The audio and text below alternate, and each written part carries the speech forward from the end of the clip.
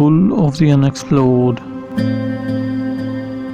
That girl with the blue eyes, reiterating the philosophy of life, said, "The sip of tea seems matchless in taste that hasn't gone down the throat.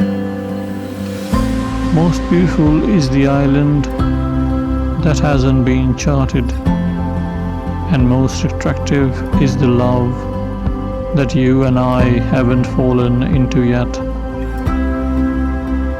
In love, it is yet not decided what intoxication is induced by the ecstatic first sight.